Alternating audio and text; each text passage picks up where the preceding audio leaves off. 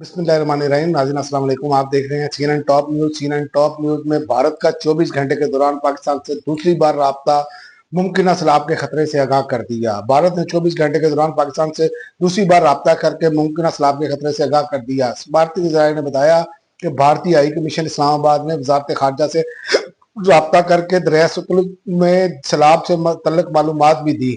और इसके अलावा तहरीक इंसाफ ने वज़ीर आला पंजाब पर इंदराज मुकदमा की दरखास्त दे दी।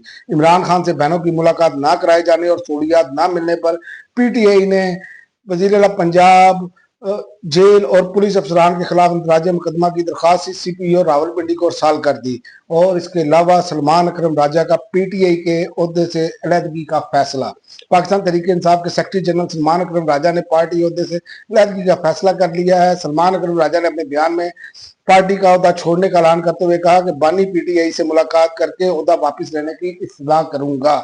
और इसके अलावा राना सनाउल्लाह के घर पर हमले का केस, उमर अयूब, शिबली फराज, सरताज गुल समेत 59 मुलजमान को 10-10 साल कैद की सजा।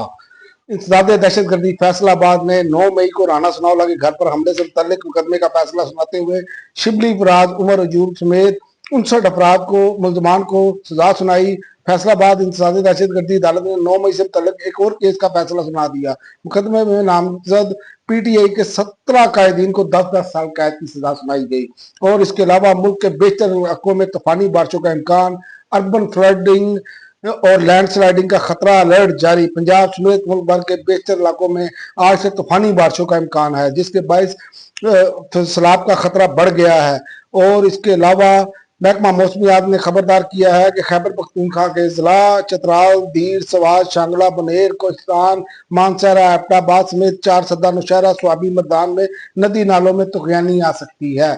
और अब चलते हैं बैन अवी खबरों की तरफ। इसराइल ने लबनान को लुभाने पर पुरकशिश पेशकश कर दी। इसराइली वज़ीर आज़म नेतन्याहू ने हिजबुल्लाह को गैर मुसल्लह करने के लिए लबनान को पूरी मदद फराहम करने की पेशकश करते हुए अपनी फौजें लबनानी चौकियों से वापस बुलाने का अंदिया भी दे दिया। और दूसरी जानिब इसराइल की बर्बरियत, इसराइली फौज का गजा के नसर अस्पताल पर हमला, 4 सहाफियों समेत 19 अफराद शहीद। इसराइली फौज ने गजा के नसर अस्पताल को निशाना बनाया, जिसके नतीजे में कम से कम 19 अफराद शहीद हो गए, जिनमें 4 सहाफी भी शामिल हैं। और गजा के हक में दुनिया का सबसे बड़ा एहतजाज, ऑस्ट्रेलिया की सड़कों पर लाखों अफराद उमड़ आए।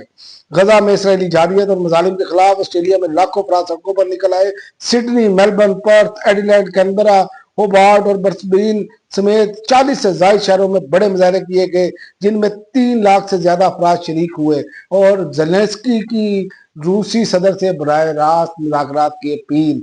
और उनका कहना था कि यूक्रेन के सदर का कहना था कि रूसी सदर व्लादिमीर पुतिन से बराह रास्त मुलाकात ही अमन का सबसे मौसर तरीका है। अब तक के लिए नाज़रीन इतना ही। अगली वीडियो तक इजाजत दें। अल्लाह हाफ़िज़।